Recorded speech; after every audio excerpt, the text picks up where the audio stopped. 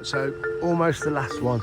Right, at the Lake Louise Chateau, as I said the other day, built by the railway people back in 1800 and something, for when they were built in the Great Canada Trans Railway.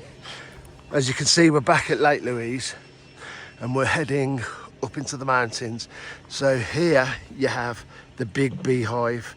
We're going there to the Little Beehive. Now, obviously for obvious reasons, it's going to take me a little while to get up there. So there's a couple of things up there. There's Mirror Lake, Lake Agnes and other things. We're heading to Mirror Lake and the Little Beehive.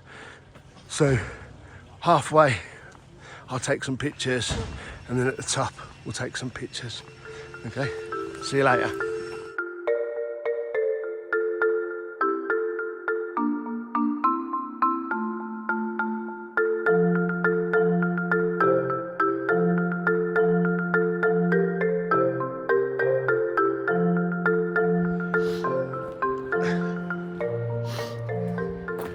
Right, so we made it to our first port of call, Mirror Lake. Now, me and Jackie are not hikers. We are mediocre dog walkers at best. You know, we go out to some pretty decent places with the dogs. So coming up there was really tough. For Jackie to find it tough, that was quite a surprise. I found it especially tough for obvious reasons. Oh dear, it's cold. So obviously you can see there's still snow on the ground here. So we're quite high in terms of elevation here, and we've still got I think it said a mile to go until I reach the destination that I want to get to. And I'm determined to get up there because I really want you to see what I'm about to see. So yeah, we're just at halfway point. Well, no, a little over halfway point now, and that was tough. We've had some like hikers come bawling past us, and I've just been speaking to them, and they said that pathway is kind of like not even mediocre hiking to them. But we've caught them up, so they ain't that fucking good, are they? They ain't that good, are they? Right, so yeah, so Mirror Lake, you can see the reason why it's called Mirror Lake. And this is just like up a mountain, and all those people down at the bottom now at Lake Louise, they're missing all this greenery, Sasquatch country. But yeah, Mirror Lake.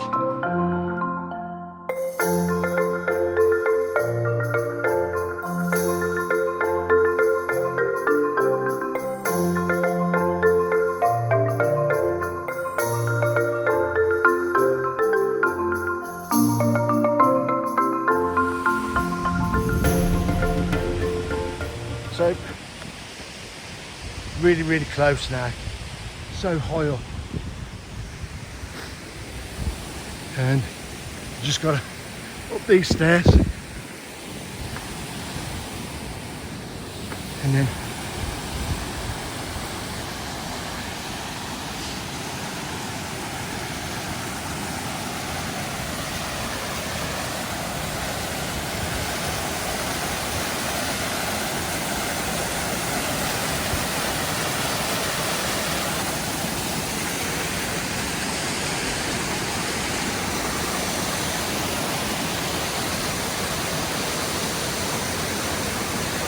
I would imagine that's all this year's snow melting.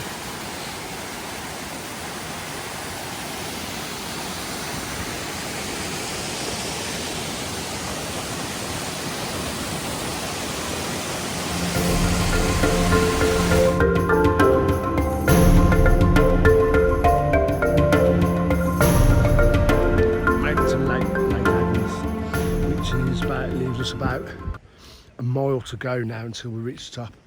Lake Agnes, as you can see, is still partially frozen, and over there you might see the occasional group of walkers going rock climbing. The big beehive is right by the side of me. Behind me is a place to get a bit of a refreshment and stuff like that. So yeah, so this is Lake Agnes. Now, that waterfall that I just videoed, so when this freezes, all this water comes down into Lake Agnes, filters along, drips down, and just keeps going down and down and down till it gets to Lake Louise, I think. But anyway, Lake Agnes, well worth the climb. I've got to admit, that was really tough, that was. And me and Jackie sat down just and we looked at each other and we thought, I don't think I can go on. It was actually starting to hurt. And but we've just a little under a mile to go. We're going to soldier through it, and I'm determined for you to see what I'm about to see.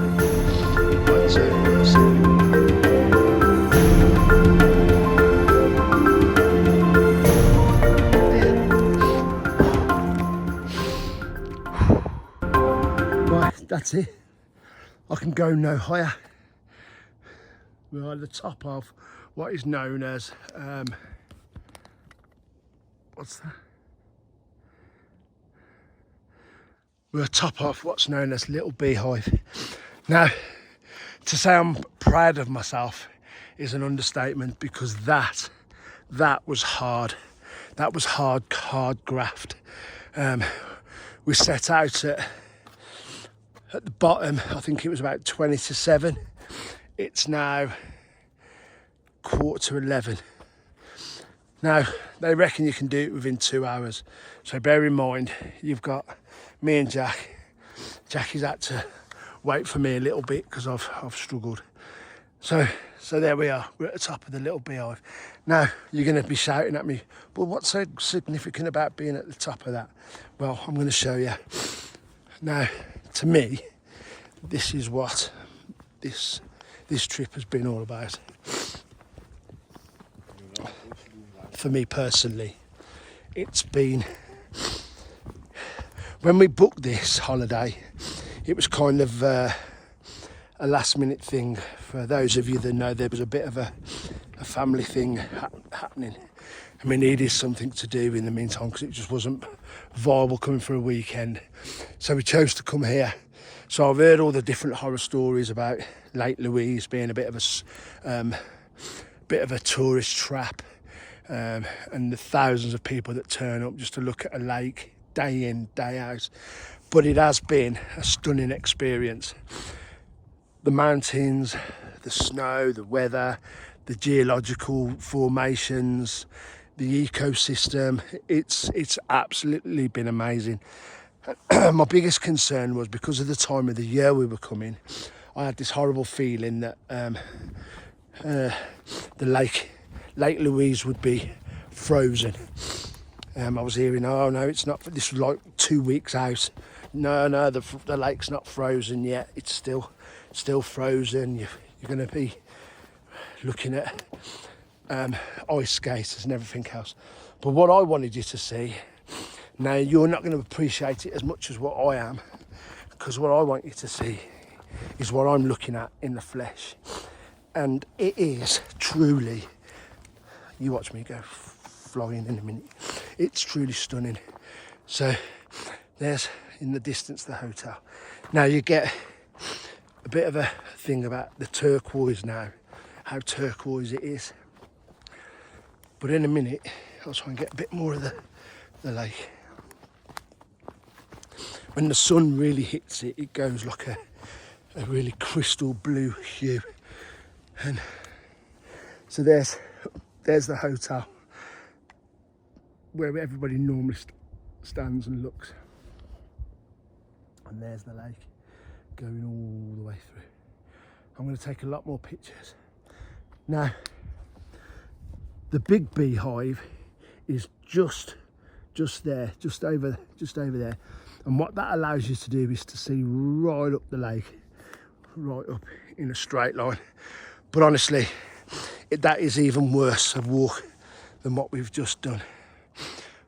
And there you go. Worth every penny of the holiday, in my opinion. I'm going to take some pictures now and start heading down. but that's Lake Louise.